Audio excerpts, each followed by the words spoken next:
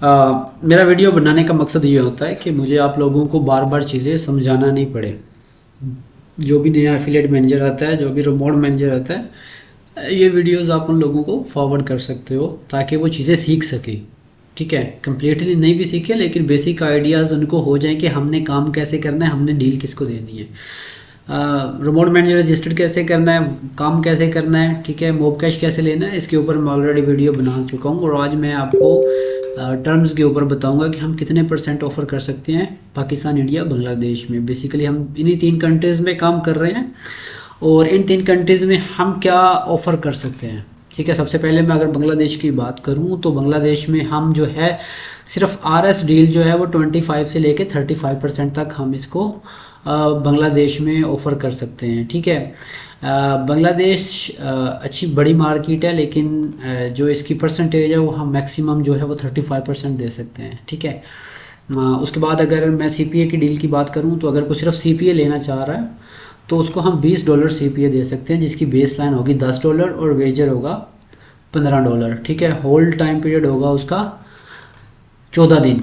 अब base line क्या होती है? बेस लाइन बेसिकली होती है, बेस लाइन होता है फर्स्ट टाइम डिपॉजिट। अगर कोई न्यू प्लेयर रजिस्टर्ड होता है, जो वो फर्स्ट टाइम डिपॉजिट करता है उसको हम बेस लाइन बोलते हैं। ठीक है, जो भी वो डिपॉजिट करेगा, अगर तो वो डिपॉजिट करेगा $10 या $10 से ज़्यादा तो वो बेस लाइन कंसीडर किया जाएगा। अगर वो $10 से कम डिपॉजिट करेगा तो हम उसको कंसीडर नहीं करेंगे CPA, उसको $20 CPA नहीं मिलेगा अगर वो $10 से कम डिपॉजिट करता है तो। ठीक है, और अगर वो $10 से या $10 से ज़्यादा करता है तो तब उसको $20 CPA मिलेगा।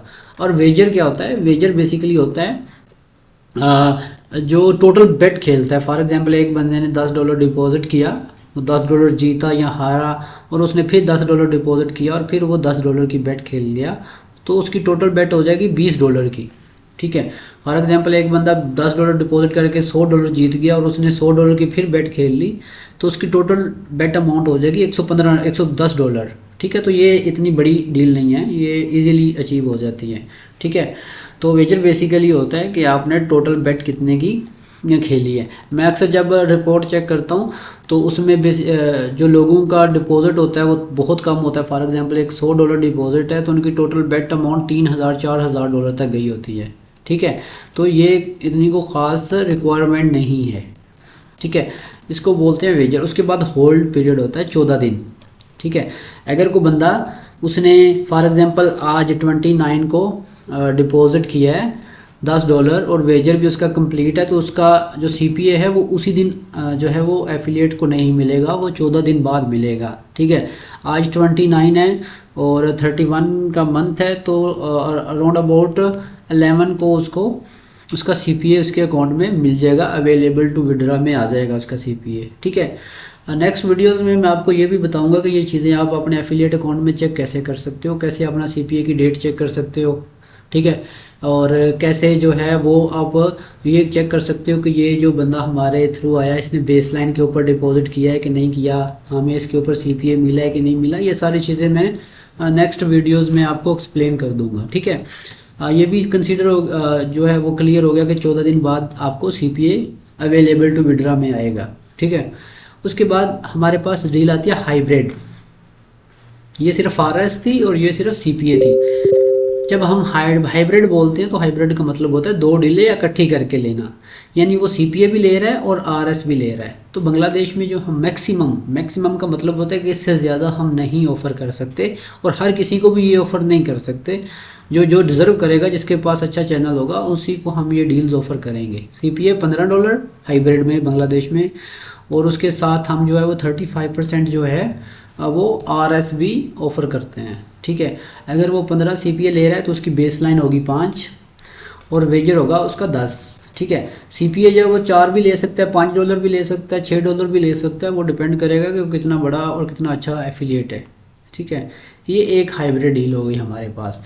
दूसरी हाइब्रिड डील हमारे पास क्या है कि RS प्लस फिक्स, यानी कि उसको परसेंटेज भी मिलेगी और फिक्स अमाउंट भी मिलेगी। ये सबसे अच्छी डील है, जो लोग इसको मिसअंडरस्टैंडिंग की वजह से ले नहीं पाते हैं। ठीक है, अगर फॉर एग्जांपल एक बंदा 25% के ऊपर काम कर रहा है और उसका प्रॉफिट हुआ है $100, तो उसको 25 तो मिल गए उसकी कमीशन। ठीक है, उसको 25 मिल गया ऑलरेडी, प्लस जो फिक्स अमाउंट है वो भी हम उसको $25 एक्स्ट्रा पे करेंगे, यानी टोटल उसको $50 मिलेंगे। ठीक है, लेकिन अगर उसको माइनस होता है तो उसको -25% ही होगा, फिर उसको ज़्यादा माइनस नहीं होगा, यानी 50% माइनस नहीं होगा। तो ये सबसे अच्छी डील है, लेकिन लोग इसको मिसअंडरस्टैंडिंग की वजह से अच्छे से यूटिलाइज नहीं कर पा रहे। ठीक है, अगर वो 25% पे काम कर रहा है, उसका प्रॉफिट $100 है, तो हम उसको एक्स्ट्रा 25 देंगे। ठीक है, अगर को 35% पे या 30% पे काम कर रहा है और उसका प्रॉफिट जो है $100 है, तो हम उसको जो अगर 35% पे काम कर रहा है तो हम उसको एक्स्ट्रा $15 देंगे, और अगर वो 30% पे काम कर रहा है तो हम एक्स्ट्रा उसको $20 देंगे। ठीक है, यानी कि टोटल हम 50% उसको पे कर सकते हैं। तो ये एक तरीकाकार है जो सबसे अच्छी डील है, जिसको लोग मिसअंडरस्टैंड करते हैं। सीपीए में ये प्रॉब्लम होती है कि अगर आपका एक प्लेयर भी स्कैम निकल गया तो आपका अकाउंट ब्लॉक हो सकता है। अगर एक प्लेयर डिपॉजिट करता है और वापस वो दोबारा डिपॉजिट नहीं करता तो उसके ऊपर आपको सीपीए नहीं मिलता, मतलब वो स्कैम प्लेयर है, वो दोबारा वापस नहीं आया। तो सीपीए के लिए ये ज़रूरी है कि जो आपके प्लेयर्स हैं वो रियल ऑर्गेनिक प्लेयर हों जो बार बार बैट खेलें। तो इसलिए सीपीए के मोस्टली अकाउंट जो हैं वो हमारे ब्लॉक हो जाते हैं, हमारा पेमेंट अकाउंट लिंक नहीं होता है। और दूसरा जो हाइब्रिड डील ये वाली है, ये सबसे अच्छी डील है, जिसमें आप फॉर एग्जांपल आपको $25 सीपीए मिलता है। तो ये सबसे अच्छी डील है, लेकिन लोग मिसअंडरस्टैंडिंग की वजह से और इस डील को नहीं यूटिलाइज़ कर पाते। ठीक है, और उसके बाद अगर हम इंडिया की बात करें तो इंडिया में जो है हम जनाब ज़्यादा डील देते हैं as compare to Bangladesh. India बड़ी मार्केट है, कंपटीशन ज़्यादा है, तो इसमें हम ज़्यादा डील देते हैं। इसे हमें हम 25% से लेके 50% तक रेवेन्यू शेयर देते हैं। ठीक है, परसेंटेज देते हैं। और जो सीपीए डील है इसमें $50 हम सीपीए दे सकते हैं, जिसकी बेस लाइन होगी $10 और वेजर $15। ठीक है, होल्ड सेम रहेगा 14 दिन। वेजर क्या है और बेस लाइन क्या है वो यहाँ पे मैं आपको बता चुका हूँ। ठीक है, उसके बाद इसमें भी हाइब्रिड डील है। अगर हाइब्रिड लेना है तो फिर हम सीपीए जो है वो 50 नहीं मैक्सिमम 45 देंगे, जिसका आरएस भी 45 होगा, और वेजर और बेस लाइन जो है वो $10 होंगे। ठीक है, होल्ड जो है वो 14 दिन होगा। ठीक है, ये अपडेटेड डील्स हैं जो आप अपने एफिलिएट्स को दे सकते हैं। बाकी फिक्स अमाउंट में सेम वही है जो बांग्लादेश के लिए है। अगर वो फिक्स टारगेट, ये ज़रूरी बात है कि अगर उसको 50% लेना है तो वो जो टारगेट है वो अचीव करेगा। ठीक है, फॉर एग्जांपल वो ये कहेगा कि मैं एक मंथ में